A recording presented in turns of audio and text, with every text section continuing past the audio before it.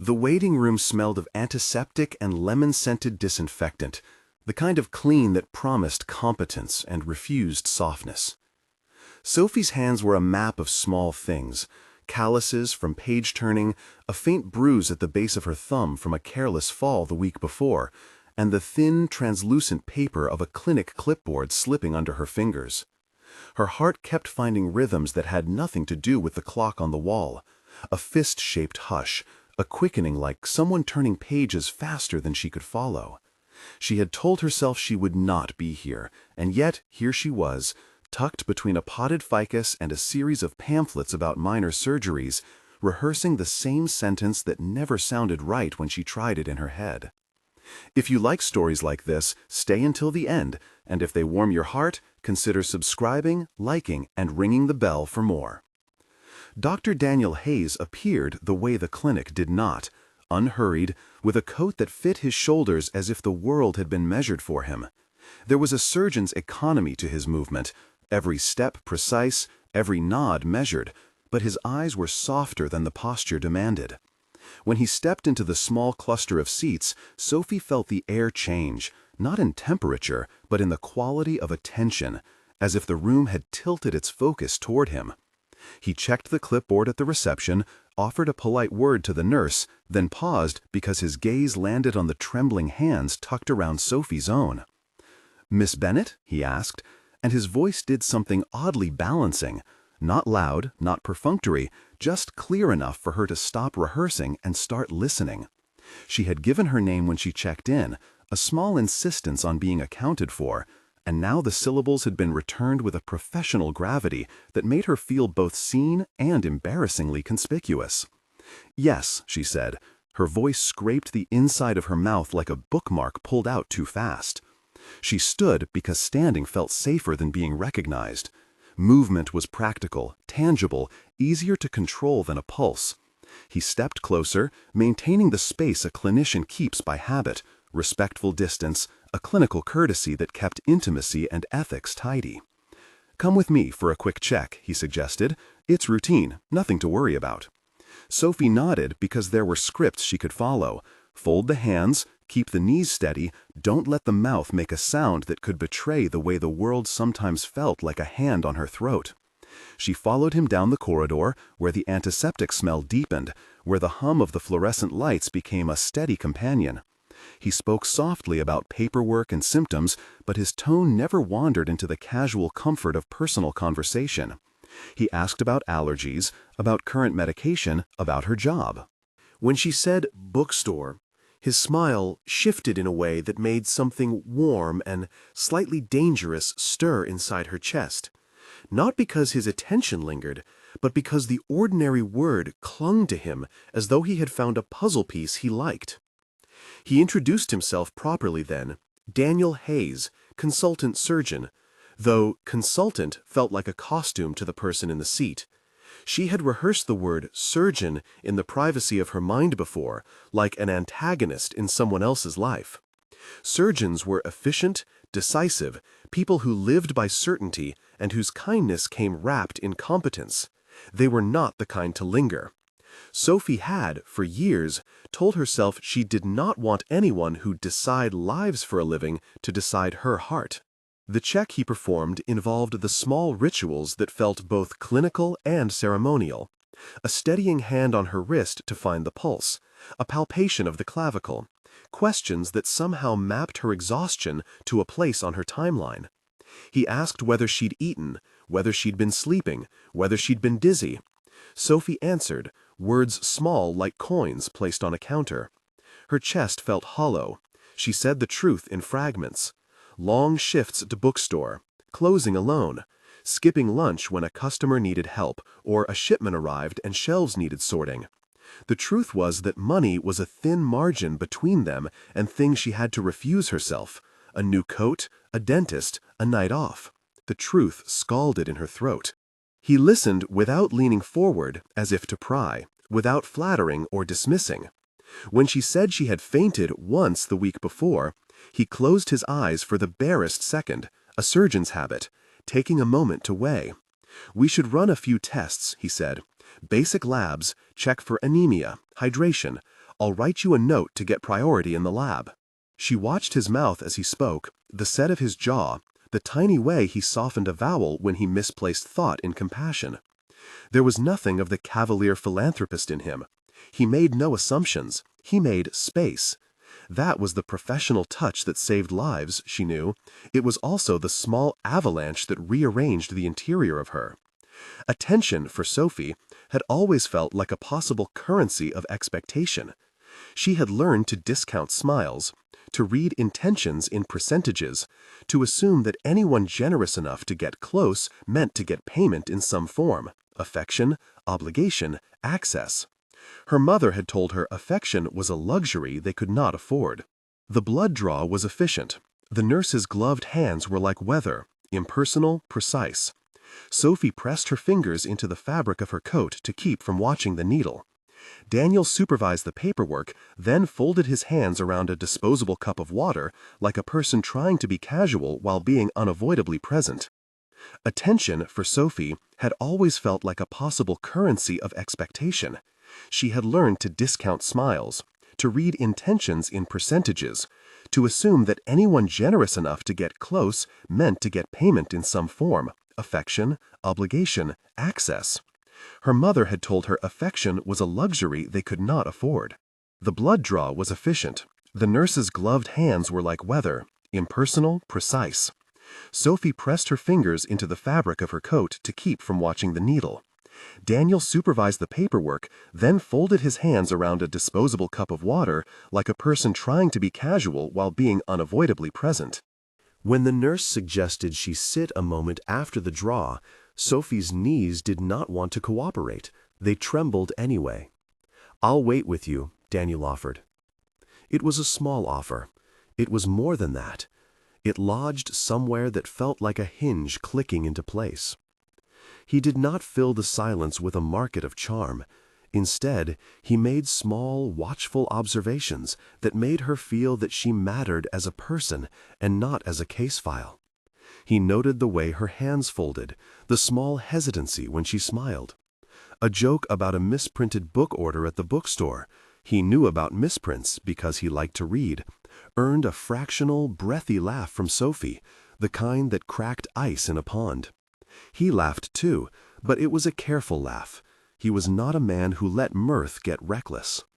Everything about him was measured, down to the way he folded the cup's rim with his thumb. When the lab called her name, she stood.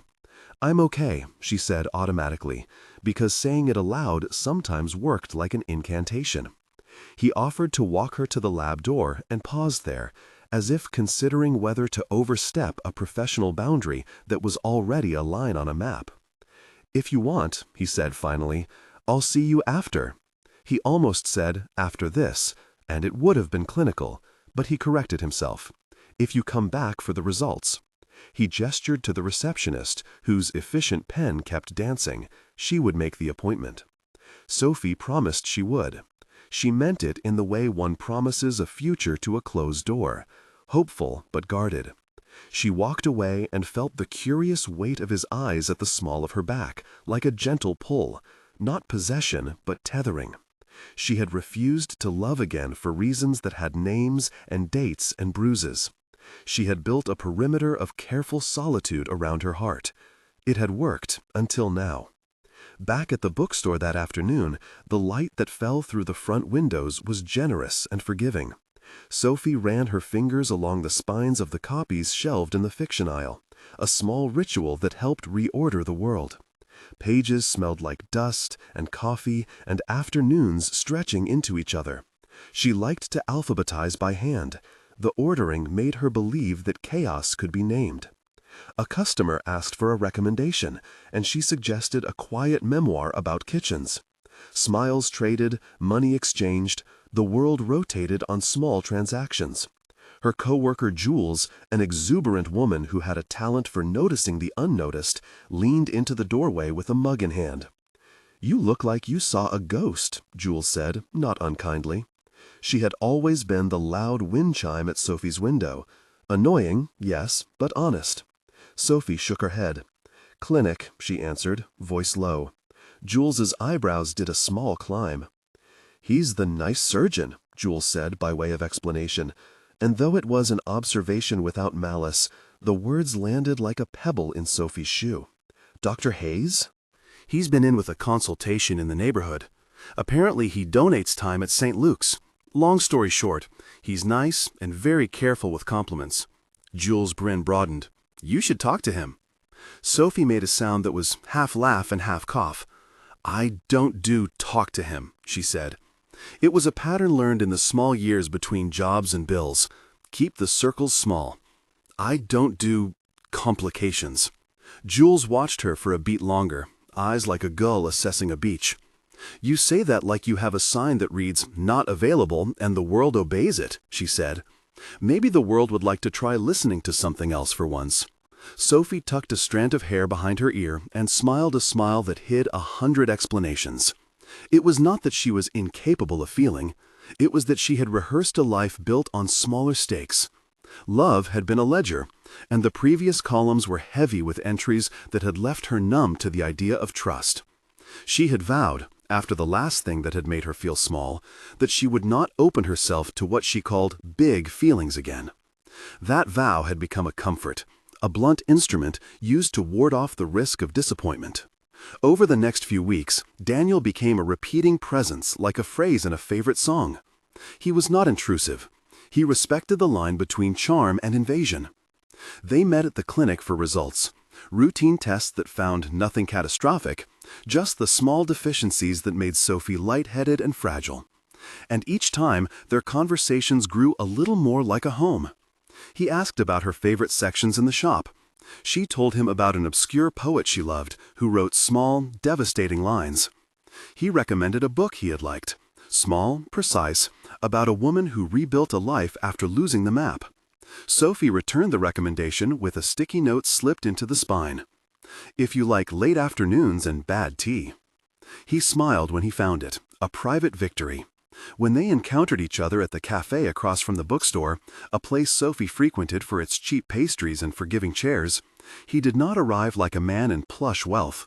He ordered black coffee like everyone else, folded his hands around the cup, and let the steam write a small fog between them. The cafe was a stage for ordinary make-believe. When she forgot to count coins, he paid without drama, and left a note that said, "On me, bring the poetry back." It was a modest act, and it unsettled her because she did not know whether it was generosity or power. What if it was a test? What if it was a kindness with a ledger hidden inside?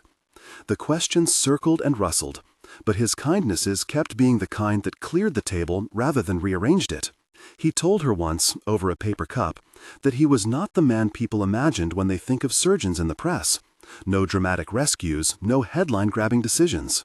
"Most of it is waiting," he said, eyes not on her but on the steam that braided into the air.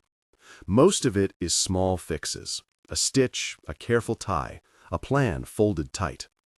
He spoke as if caution had been his teacher. Sophie liked the image of him as someone capable of meticulous care. It matched the small arc of the person she was coming to trust. But the world outside their small exchanges imposed its own responsibilities. Daniel, being who he was often busy with operations and consultations that prevented him from being entirely reliable for lunch dates or expected afternoons. Sophie did not expect stability. She had learned to survive on seamed-together moments. Still, when nights stretched long and texts remained unread, she felt the old calculus take over. Absence equaled disinterest, disinterest equaled confirmation. After a particularly long silence, 3 days punctuated by one brief formal text that said only, "Running late, sorry," Sophie folded the phone into itself and did what she always did. She disappeared into work, letting the routine consume her so that the small, tender thing could not grow teeth. He noticed. That was what unsettled her. He did not demand an explanation. He sent a handwritten note slipped into a returned book at the shop. "Apology accepted when you're ready. Will you have coffee on Tuesday?" The handwriting was careful. The note was not a summons, just an offer. Sophie stared at it on the counter, with the smell of paper and ink curling like smoke. She wanted to throw it away and keep it at the same time. She did both, stuffed it in a drawer and read it at night when the city outside her window looked like a scatter of borrowed coin. Days later, she saw him across the street, exiting a gallery with a friend, and she felt the peculiar soreness of someone who had taught herself to keep distance, watching another person live confidently at the edge of her map. He waved, as if acknowledging a familiar landmark, and she waved back, small, evasive, polite. But in the week that followed, their encounters grew more frequent, not by design, but by the sort of magnetism that accrues when two orbits begin to nudge. He would stop by the bookstore for a book he hadn't intended to buy, and they would fall into a dialogue about authors that revealed small shared tastes. He would comment on how she rearranged a display, and it would feel like praise that didn't carry weight. There were, of course, inequalities that hummed underneath their exchanges like a sub-bass. He drove a nicer car that hummed against the curb when he parked. He lived in a renovated flat that smelled faintly of citrus and linen. He could afford dinners where the prices were numbers that did not mean the same thing to Sophie. She had an instinctive, almost ancestral jealousy of money, what it could buy and what it could smooth over. It was not about materialism, it was about trust. People who could buy comfort had options Sophie could not imagine. How could someone choose to love a life that had fewer choices, she wondered, without pity or the incurable urge to fix? He perceived that, as much as he perceived the small habits she would not show him. Daniel had a radar for the margins, the ways people folded themselves to fit a world that offered them too little. His past had taught him that being visibly affluent was no guarantee of understanding. He had been burned once by an intimacy that had been transactional, by affection given with strings that tightened until he lost his sense of self. He had left a relationship that had been both public and performative, an arrangement where his partner desired the comfort wealth provided more than the person who owned it. That betrayal had been a blunt lesson. Prestige and caring were not synonyms. He approached Sophie with a humility that was part tact and part penance. He had learned to be patient in the months after the separation, to let silence be a kind of respect. One afternoon, as the light drew long and lazy through the cafe's windows, Sophie nearly laughed, and then felt the air change in a way that made her breath shallow. She had been arranging a display of used paperbacks for a store event when someone bumped a ladder and a box of books slid free. Sophie moved, hands out, catching the falling spines with a reflex born of too many stockroom accidents. She felt a wave of dizziness follow, a tide of warmth at the back of her eyes. The room tipped and then righted, but not before the world decided it would take her feet from beneath her long enough for gravity to prove it. When she hit the floor, the cafe sound became gelatinous. Murmurs and the clink of crockery, the sound of a radio station fading into the background. She tasted the metallic salt of panic in her mouth. And then a body was beside her, solid, immediate, hands that were not strangers, but a person who knew how to anchor. Daniel's voice, controlled and crisp, called to the barista for water. He crouched, one knee near to her shoulder, and spoke to her like someone diffusing a delicate instrument. "Sophie, can you hear me?" he asked. Her name on his lips stripped away the rehearsed quiet of the day. She nodded, a poor affirmation, and he took her wrist to check the pulse, his fingers sure and professional. "You fainted," he said, as if naming it reduced its power. "I think you're dehydrated. Do you remember this happening before?" She did, 2 weeks ago, after a double shift. The memory surfaced like a bruise. "Yes," she whispered. Someone had dialed the emergency number, an automatic civility of the cafe, and a woman behind the counter handed Sophie a cup of water. Paramedics arrived in a bustle that was nothing like the patient, tidy efficiency of hospital procedures. They were brisk, capable, warm in their competence. Sophie was aware of their presence like someone watching a scene from a distance, and yet feeling the tide lap at her thighs. They suggested a ride to the emergency department for observation. Daniel's face was a quiet map of concern. He offered to come along if she wanted company, and the paramedic, professional and non-judgmental, asked whether she had been examined here previously. It turned out he had. Daniel was the surgeon who had supervised the clinic that morning. A line that should have separated their professional roles blinked between them, sparking an ethical electricity that both acknowledged. Sophie looked at him, and the tiny, rational frictions of propriety clicked into place. "It's okay," she said, more to herself than to anyone else. "I can go alone." She knew why she preferred to be alone. There was dignity in independence, but the idea of being carried into a liminal place where she was wholly dependent made the old reflexes twitch. Daniel's hold on her hand was not insistence. He simply offered the steadying touch a friend might give, a promise that he would be nearby. He did not insist on being her attending physician. He repeated, softly, that he could not assume that role. There were ethical guidelines and professional distance. "I can go to the hospital as a friend," he said, "or I can transfer care to a colleague." He looked at her then like someone asking permission to enter a private room, and Sophie understood his restraint was not absence, but respect. She accepted him as company. Later, in the brightly lit emergency room with its pale walls and soft beeps, a young doctor took her history and ruled out major causes.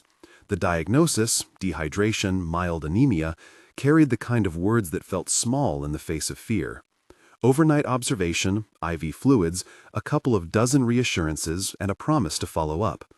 Daniel sat in a plastic chair by the bed, hands folded, watching her sleep. He rose when nurses entered, kept his voice low when he spoke to the staff, and when they asked whether he was family, he simply said he was a friend. It was an odd intimacy, being called friend in the sterile geometry of the ward, but the word settled on Sophie like a blanket. Hospital rooms are small theaters where sleep is uncertain and every breath is an act of attention. Sophie woke at some slot in the night when the moon outside the window had dipped and left the skyline a cluster of mundane stars. Daniel was awake, a silhouette less about posture than about the steady breath beside him. He offered her the small, practical comforts, water, a napkin, a story about an old patient who insisted on knitting himself socks in recovery. And Sophie listened. Humor in the middle of anxious nights is a kind of rescue. She found herself telling him about the bookstore's odd regulars, an elderly man who insisted every book be signed with an elaborate flourish he dubbed curator's blessing, a teenage girl who came for refuge and left with a stack of fantasy novels and a secret smile. He smiled in return, his face a place that held both learned softness and a faint hurt. Hospital rooms are small theaters where sleep is uncertain and every breath is an act of attention.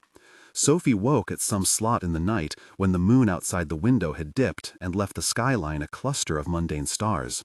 Daniel was awake, a silhouette less about posture than about the steady breath beside him.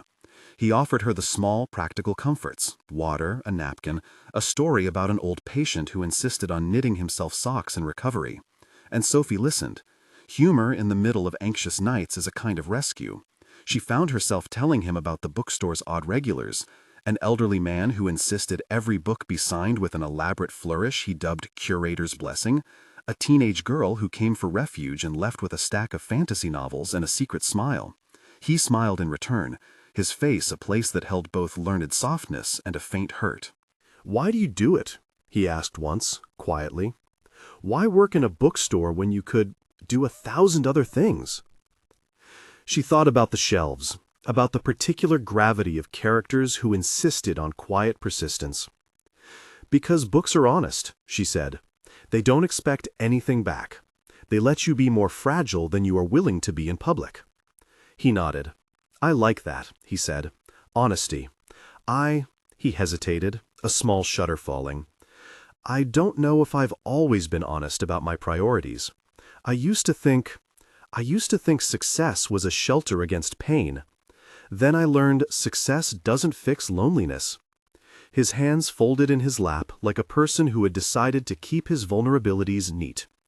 "I keep close the people who remind me I'm human," he added. "Friends, family, little rituals, things that root me." Sophie listened and felt a protective crust around her chest soften by a degree. He had been betrayed before. It was not a secret and not a headline, just the quiet dismantling of a plan. That knowledge did not make him weaker in her eyes. It made him careful. After she was discharged, they did not slide into romance like a book settling into a lap. They navigated a terrain stitched with questions and pauses. She was cautious about texts, sometimes leaving his messages unread for hours or days, until they lost urgency like bread drying on a counter. He learned to be patient and not accusatory. He showed up at the bookstore without ceremony and would sometimes help restock, sleeves rolled up, lending his height to reach top shelves. Customers assumed he was a patron or a husband or a man with time, and Sophie felt an odd complicity with the fiction. She kept the reasons for her horizons small: bills to meet, a mother's calls to answer, a past that had taught distrust. Their intimacy grew through acts that were modest and deliberate. He started bringing a thermos of tea when she had long shifts. The tea was overly steeped, a little bitter, and she pretended to complain and then warmed to it like a child with a wrinkled blanket. He once fixed a loose window latch at the bookstore with a borrowed toolkit, fingernails smeared with grease when he apologized for the mess. "You should see me attempt to assemble furniture," he joked, and his laugh was generous. Jules declared him useful in a crisis, and that title stuck. There were missteps, as there are in any budding intimacy. Sophie overheard people in the neighborhood speculate about him. Rumors about wealthy patrons seeking to buy entire bookstore sections, about philanthropic gestures that kept small businesses solvent. Rumors are a weather that can shape a town, and she felt their chill. When a rumor came to her ears that he had been seen at a charity gala with women in gowns who didn't care for books, a familiar suspicion awoke. She messaged him, the words short and edged. "Are you the same in other rooms?" The reply she received an hour later was simple: "I am me. My choices are mine." It did not feel like enough to answer the actual fear, but it was a start. Then came the night that burned away the last of her careful reservations. Sophie had worked a double shift covering for Jules, who had taken a family emergency. The store smelled of lemon oil and paperbacks. When she closed, the sky outside was a dark pool dotted with streetlights. She had been skimming through the inbox to dispatch an order when something in her chest tightened so sharply she mistook it for an oncoming panic attack. She stepped out into the night air to breathe and found it thick with humidity and the distant sound of a bus braking. Light pooled in the cafe across the street where Daniel sometimes read. He was there, sitting alone with a book, the streetlight haloing his hair. Seeing him was like seeing a shore after a stretch of rough sea. She crossed without thinking, the street crossing a short expanse, but one that felt like an ocean. He looked up as she approached, and his face moved through a spectrum of concern and relief.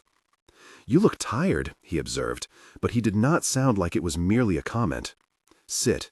Tell me what happened." Words failed. She slid into a seat and held the paper cup between hands that felt like foreign currency. The night was a privacy in itself.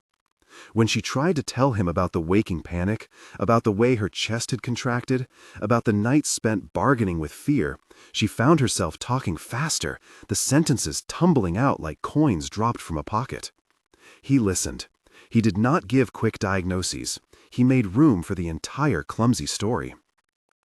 "I stopped promising myself anything permanent after the last person," she admitted when silence grew too wide. The admission was a rough thing, unshaped and earnest. "I decided I could be content with small pieces, books, a job, quiet nights.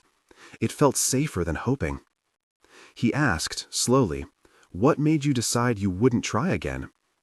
She looked at him, and then out at the street where a taxi hissed past. The reason had weight. Years of watching someone she'd loved choose the easiest exit rather than trying to fix things. Of being told that she was not worth the fight. "I thought I could protect myself from being small," she said. "If I don't risk, I don't lose. It's selfish, maybe, but it's been protective." He reached for her hand then, not in a surgeon's way, not in a professional pat, but as a person reaching across to anchor. His fingers were warm and solid. "You deserve someone who tries," he said quietly, "not someone who just wants the trophy of being with someone like you." His eyes held a humility that did not ask anything of her in return. "You deserve the person who's willing to sit in the hard bits and still choose you." His words kept her awake that night in a different way than panic did, like a small light left on in the hall. She wanted to believe them and resist it at the same time. To trust someone required a contract between heart and future. She had been burned, and the burn had taught her to be a careful economist of hope. As their closeness grew, Sophie's old defenses softened incrementally. They went on dates that were unceremonious and therefore felt honest. A late-night walk beside the river, where the city's reflection shimmered like a line of scattered coins. A visit to a small gallery where Daniel pretended to critique modernists and then confessed he liked canvases that looked like maps. She observed the way his hands moved when he talked about his work. There was a reverence in his gestures, the same reverence that could make someone trust a scalpel. He never used his professional position to make her feel obligated. On the contrary, when he sensed a line being crossed, he stepped back. Once, when she mentioned a minor injury she'd had at work and laughed it off, he insisted she see a doctor, but he made a point of arranging for a colleague to examine her rather than taking the role himself. One winter evening, after a dinner of shared pasta and overcooked garlic bread that left their hands messy and their laughter easy, Sophie surprised herself by saying, "I told myself I wouldn't do this again. I told myself I would live a tidy life without lovers and big sweeps." He reached across the table and covered her fingers with his hand steady. And she let out a breath like the slow deflating of a balloon. "I lied to myself," she admitted. "I don't know what to do with the feeling, and I don't trust people who look like they might fix everything. It's hard to believe someone would want the small version of me." "Small is not the same as less," he said. "Small can be the very thing that holds someone together. I like the small. Honest evenings, tea that's too strong, bookstores with creaky floors. I'm not looking for a museum piece. I want the real thing." His fingers tightened slightly, as if to make his point tangible. Sophie let the truth settle around them. The old vow, refusing to love again, had been a thing that gave her shelter. But shelter can also be a cage. Standing at that table, with the coffee cooling between them, she felt the bars of the cage shift. She did not surrender dramatically. She simply accepted, in the small way she knew how, that perhaps restraint could be recalibrated. Still, life does not unfold without complications. There were nights when she replayed the worst of her memories and closed her eyes until the city fell quiet. There were times when she misread a text and imagined the worst. There were tiny snares that made old phrases resurface. Daniel, patient and steady, learned to be present when she needed reassurance and distant when she sought space. He never demanded proofs or grand gestures that felt like insurance policies. He built his case for her in small acts. A package left at her doorstep with a bookmark and a scrawl that said, "For rainy afternoons." A hand-drawn map that led to a hidden spot by the river where the lights reflected like embers. He was careful, not performative. Then came the night of the collapse that would shift everything. It happened on a Tuesday when the city held its breath between rain showers. Sophie had been shelving returns at the back of the store when a shiver ran through her, a dizzying wave that made the books fall like dominoes around her. She clutched a shelf, tried to steady herself, but the world pooled into the linen of the floor. This time she did not have the leisure to wonder whether she would stand again. The ceiling blurred. The smell of old pages wrapped around her, and her hand found nothing but slat and air. When she came to, she was in the back office, with a blanket over her knees and Jules' concerned face hovering above her like a lighthouse. The front door was open. Footsteps had thundered into the street. She wanted to get up and pretend it had been nothing, one of those fainting spells that come with tiredness and hunger. But the staff insisted on a hospital visit. It was a courtesy, a protocol, but it felt like an intrusion into a calm she did not deserve to lose. In the ambulance, she was aware of the sterile lights and a thin electric sound at the edge of her hearing. She wanted to hold her hand steady, but found it impossible to keep still. The paramedic checked her pupils and chatted about the weather. The ambulance arrived at the hospital with the quiet efficiency of people doing what they do well. They wheeled her in a corridor filled with 100 small emergencies and the perfume of disinfectant. She heard a voice, familiar, measured. "Sophie?" She turned her head with effort, and there he was, Daniel. He had been at the hospital for a late-night consultation, but had rushed out the moment he heard she'd been taken in. He had not called himself. The nurse had looped him into the circle of concern. Seeing him there, standing by the threshold in his coat, stripped the moment of its pretensions. He looked worn at the edges with fatigue, but focused. "You should not have rushed," she said, mild reproach in a breath. "This is ridiculous. He sat, not on the bed, but on a chair beside it, carefully choosing the role of friend. "You fainted," he said, not to scold, but to name the fact. "I'm here." The team who took over the examination explained their protocol. Tests, observation, a drip to rebuild the lost fluids, and the worry about underlying causes. Sophie watched their clinical choreography and felt a strange gratitude for its impersonality. There is comfort in method when the heart is a messy instrument. They ruled out critical issues again, but several tests suggested that the fainting had been a symptom of chronic undernourishment and stress. It was not a catastrophe, it was a call to pay attention. Daniel stayed. He did not hover like a guardian angel, but sat like someone who had been given the chance to be present. When the nurses moved in to insert a line, he gave them space. He asked whether she wanted anything, and when she said tea, weak and unassuming, they procured it. He held her hand once the noise in the room had quieted and the bustle reduced to a low breath. His fingers were warm and human and did not try to fix everything with a single gesture. "You didn't have to stay," she said later, when the monitors hummed in a steady, reassuring rhythm.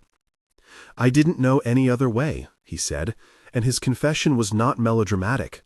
It was a simple truth that made the air in the room feel both charged and honest. "You matter to me, Sophie, not because you need rescuing, because you're you." The hospital became a landscape where honest things were said because the setting made pretense feel ridiculous. In that neutral light, she found herself telling him about the promise she had made not to love again, about the ledger she had kept, about her small fears. She told him about the nights she had walked home with the city breathing cold at her heels, the nights when she had thought it better to be solitary than to be betrayed. Her words were brittle and intimate. He listened, the way someone listens who wants to hold the story without changing its shape. "I understand the fear," he said finally. "I have my own scars. My last relationship ended when the other person chose convenience over trying. It taught me the difference between gestures that look like care and those that are care. I can only promise you what I know: consistent presence, a willingness to be small when you need it and big when you ask." He folded his hands as if sealing an unspoken pact. "But I will also respect your need for boundaries.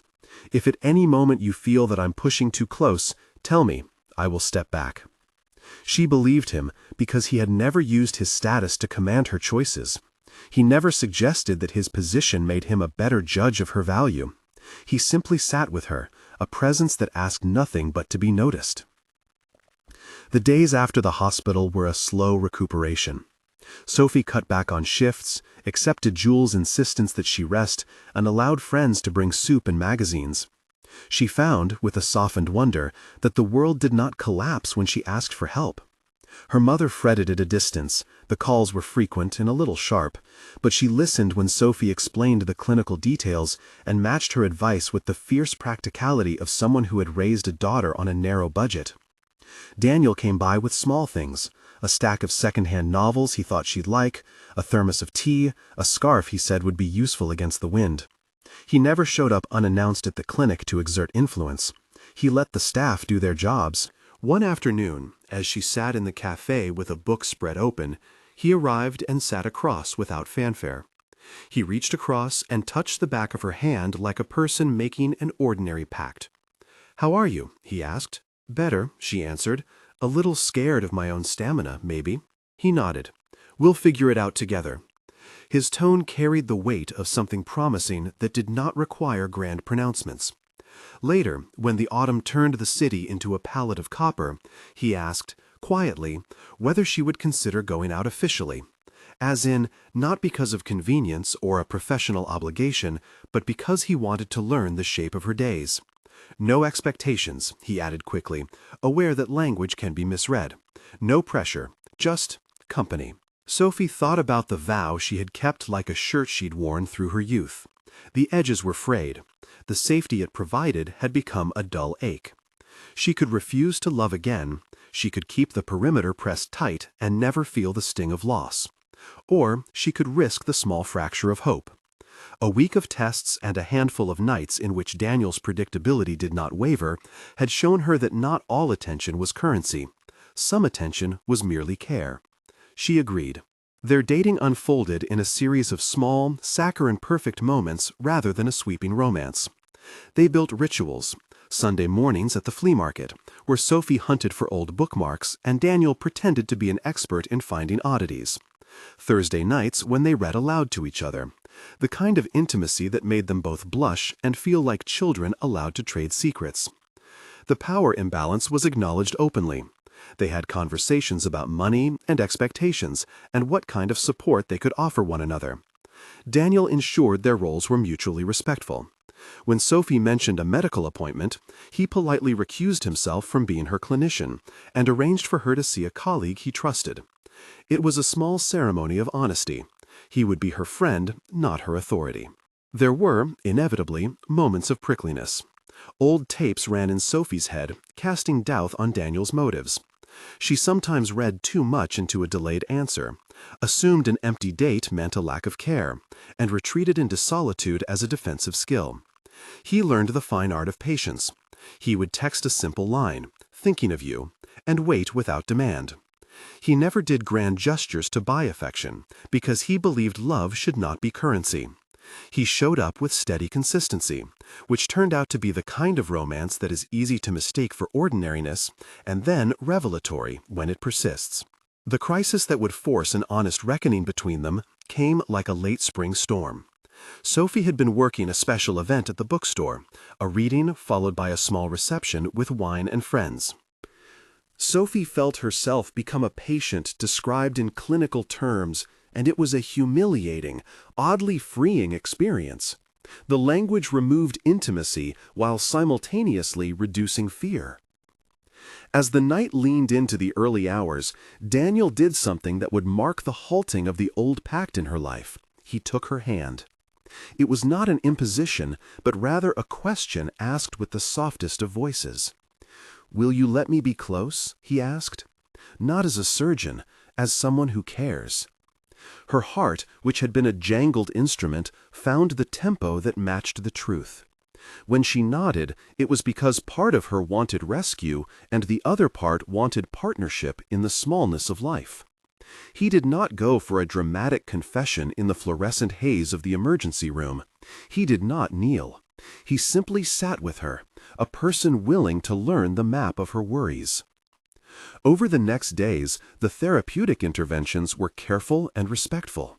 The cardiology team, always a chorus of calm competence, laid out options and involved her in the choices. Daniel insisted on no special care as her clinician. Instead, he became a constant presence in waiting rooms and a gentle voice on the phone. He learned the vocabulary of her condition not to impress, but to help her navigate. He brought lists of questions she could ask during consultations.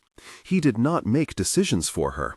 He offered steadying facts and occasional platitudes, the latter gently. Sophie, for her part, found herself confronting the old vow and the reality that life's fragility made vows brittle. The idea of refusing to love again had once been an armor that fit snug and seemed impenetrable. Now it felt like a garment she could shed. To love was not to guarantee immortality. It was to choose to be seen and still to matter. When the hospital allowed her to return home, the city welcomed her like a neighbor smiling over a fence. Daniel accompanied her from the ward to the taxi stand and stayed until she was safely in the passenger seat. He checked in that evening with a text that read simply, "You are not alone." It was not dramatic, but it was the sort of litany that heals. Her recovery required slow recompense. Diet changes, rest, follow-up appointments, and a new relationship with her own limits. She learned to prioritize sleep, to eat more regularly, to call someone when the edges frayed. The love that emerged between them was not cinematic or immediate. It grew like a plant, tended in the right amount of sun and patience. He was careful when things got medical. He always clarified his role and never used his knowledge to manipulate. One afternoon, when she expressed concern that people might say they were together because of her condition, he put both hands on her shoulders and said, "If someone loves you because you are convenient, then it's not love. If someone loves you because you are you, then nothing else matters." His voice was steady as a cornerstone. Months passed in the cadence of ordinary affection. They bickered about trivial things, who washed the dishes, whether to rearrange the living room sofa, while larger conversations about finances, future plans, and what responsibility meant in a committed partnership took place with surprising ease. Daniel's vulnerability, the wound from his previous betrayal, would resurface occasionally in the form of hesitance, an almost invisible flinch when a conversation nudged close to the subject of permanence. Sophie, in turn, learned patience with his silences. Trust was not a one-time event, it was a small accumulation. At the cafe where their relationship had been punctuated by small rituals, Daniel planned something that would become a turning point. It was not a showy proposal. He did not adorn the place with ribbons or a flash mob. He respected the kind of intimacy they had cultivated, quiet, deliberate, unassuming. He reserved their usual corner and ordered for them the pastry she always picked, a cinnamon roll with too much sugar glaze and a tendency to escape onto napkins. He had called their friends in the bookstore, who would be arriving soon, to celebrate the small anniversary of the day she had been admitted to the hospital and found care instead of finality. When she arrived that evening, the cafe hummed with its usual soundtrack, murmured conversations, the hiss of the espresso machine, a record playing through speakers somewhere behind the counter. The light was an honest gold. He stood as she approached, a gesture that felt old-fashioned in the best way. He took her hand, and the room around them seemed to compress into a warmth that had built over many small acts. "Sophie," he said, and the simplicity of her name in his mouth made her heart do the little staccato she recognized. "I didn't want to do something that would feel like an interruption. I want this to be ours." She looked at him, searching his face for the familiar carefulness he always wore. He lowered himself on one knee, in the space between them, not as a rehearsed chore, but as a wish translated to action. It was not a spectacle, it was an honest question. He opened a small box to reveal a ring that was understated. No gleaming cluster, no ostentation, just a band with a small, simple stone that caught the light like a secret. Sophie felt a swell of emotion that was not merely joy, but the recognition of survival, and of the permission she had finally granted herself. The vow she had kept for so long that she would refuse to love again, folded up like a letter she no longer needed to read. She had learned that refusing to risk had kept her safe, but had also kept her small. Now, looking at the man who had been a steady presence through hospital rooms and late-night cafes, she realized that the kind of closeness he offered was not one of control, but of choice. "Yes," she said eventually, and when the word left her, it felt like a door opening. The cafe patrons, bookshop friends, a few regulars, applauded, not loudly, but in a way that felt like warmth. Jules pressed a napkin into her hand, tears glistening like small, honest jewels. They married in the bookstore, a place where the stacks bowed like witnesses, where their friends stood with worn copies of books as gifts. The ceremony was intimate, full of the small declarations that matter most, promises to choose, to stay, to speak honestly when fear knocks. Daniel's hands, the same hands that had steadied a patient in a clinic and learned to build safety rather than buy it, were steady and humble.